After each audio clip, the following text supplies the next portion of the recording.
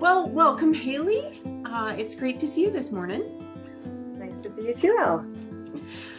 As you know, we've sort of started this initiative, I guess we could call it, of sort of getting a Zoom interview on board members for MWC, just to let our members know a little bit more about who's sitting on the board and what their backgrounds are and what they enjoy about life and that type of thing. So I'm gonna ask a couple questions about construction and stuff, and then we'll switch gears and I'll ask you a couple questions about personal things, and members can get to know you a little bit differently and better. Perfect. So tell us a little bit about your background, your schooling, and then how you ended up where you are, which is public architecture, right? Correct, yeah. So I started out in university, and I was actually going to do something very different, healthcare related, and it just didn't pan out for me. And then I had to stop and think, like, what else am I going to do? Like, what else do I enjoy? And I just remember back when I was a kid, maybe around 12 years old, I would go for drives with my dad, and I would take pictures of houses, and I would get back home, develop these pictures on film, and I would draw them. And then I would imagine what they looked like inside, and I would draw floor plans, and I always was intrigued by that. And so when my other career option didn't pan out, I decided, okay, well, I think I need to do something architecture related. And that led me to Red River College. And Red River had the CET, the Civil Engineering Technology program. And I thought that that was just right up my alley. And I ended up specializing in architectural engineering. Right out of school, because Red River provides you with everything that you need to hit the ground running in the industry. I ended up at Republic 7 years ago, and I have been there ever since. So I'm an architectural technologist with Red River, and I get to do a great number of things there. So a lot of people might not really understand architectural engineering. Could you give us a little bit more info about that? So generally with architectural engineering, you afterwards get you get involved with CTEM or ABTEM, and you become a technologist. Now, depending on where you lie in the industry, whether you work for a consultant or a GC or subcontractor, it's very different. And so it's something that you're never going to have all the skills right from the beginning, but you have to choose your interest. And so you can do something completely different in the general contracting than you can in consulting. So for myself, for consulting, I work quite heavily with construction drawings, building condition assessments, interior fit-ups with my architectural engineering background. But then somebody might go into general contracting and they have the same background as me, but they might focus on estimating or project management. And so that's what was so diverse and great about this program, is that you're never kind of put into a box. You kind of get to learn a bunch of different information and apply it into the career that you choose for yourself once you leave school. So really flexible. Very flexible. And that's what I find in construction. You can train as one thing, and depending on what company you end up with, you can go off on all sorts of different paths, and you have that foundation to do that, which is phenomenal. Yeah. So what do you like about working for an architectural firm? I love that I'm always surrounded by creativity, and I just like to see everybody's just brains work and how they wrap their heads around things. And just with my interest of floor plans and things like that, to be able to take something and to work with these architects and interior designers and project managers and to develop a plan that somebody will build I just think that's amazing and phenomenal. And that's why I love working in the consulting side. I love to see what you have created come to life. And there's just such a diverse range of projects and things that you can work on. And I just love the diversity of the architectural consulting side. Do you get to go on sites at all? I do, yes. And with Republic, I do get to travel quite often. We do have a lot of work outside of Winnipeg, all in Canada, but I traveled from coast to coast, from north to south, and I've gotten to see more of Canada than I would have ever been able to see. But we do have some projects in Winnipeg, and then just being in the industry, making connections, I get to see projects outside of my own firm. So what do you like the most about the overall industry? I mean, you're coming at it from a consultant perspective, but you've been exposed to, you know, the sites and the whole industry. What is it that you like the most about it?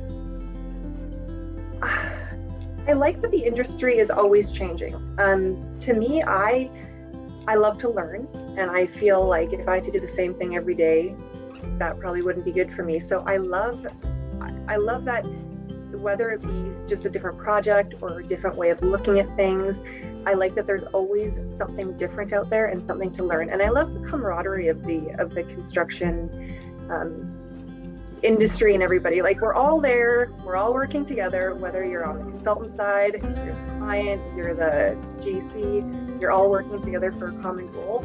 And it doesn't matter what side you're on, in the end, you all have the same focus. I love that as well. So on the flip side, what would you change about the industry if you could? If you could wave a magic wand and change something, is there something that stands out for you? I would definitely say, especially, you know, in relation to Manitoba women in construction, that equality in the industry is something that has to change. And I don't see it as much on my side. On the consulting side, there are a lot of females, but I find on the general contracting and sub and trades, there's definitely an inequality for women, and I would love to see that change. And in our board meeting the other day, we were talking about trying to find a woman in a certain role, and it was like finding a unicorn. And I think that that's what needs to change, is that we need to, when we have to stop trying to find the unicorn, that's when we've reached a better point. More equality. Excellent. Well, I think you're in the perfect place to help push that equality, because I think that's one of the main things of Manitoba Women in Construction is not only attracting women to the industry, but retaining them and supporting them. So knowing that that's one of your key passions is fantastic. So, that's great. I'm going to switch gears a little bit, and we're going to give you some questions about who you are and what your interests are. So what pet would you prefer, a cat or a dog? I was about to say cat. Definitely dog. I love dogs. But I have nothing against cats. I just I definitely would choose a little pupper. Okay. Are you a coffee or tea drinker? Oh, coffee all the way. Okay, all day or just in the morning? Unfortunately, yes. I'm trying to cut back, but sometimes you just need that extra boost to get you through your workday. Absolutely. What about favorite drink in the summer?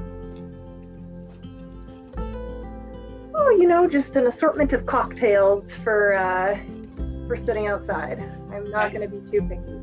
All right. What about favorite drink for the winter? Does it change? Red wine in the evenings. Hot chocolate.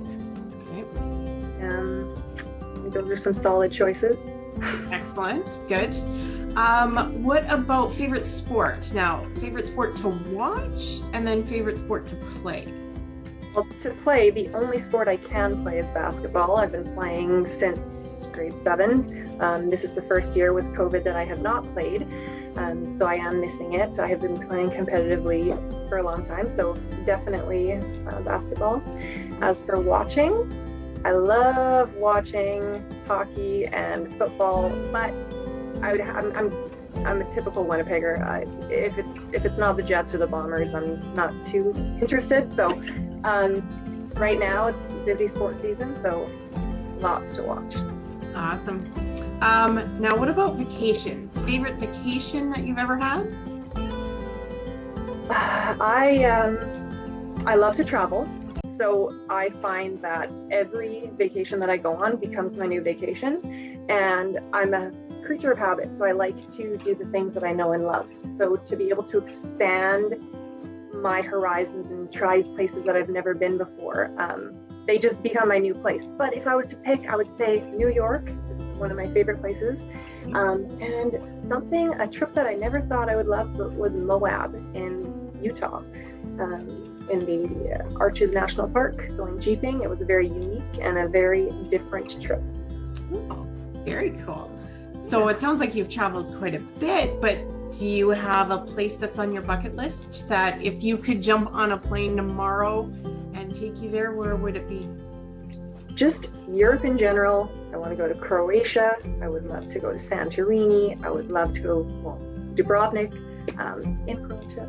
But I actually had that trip on my list, and then COVID-19 happened and it was canceled. So it's still on my bucket list.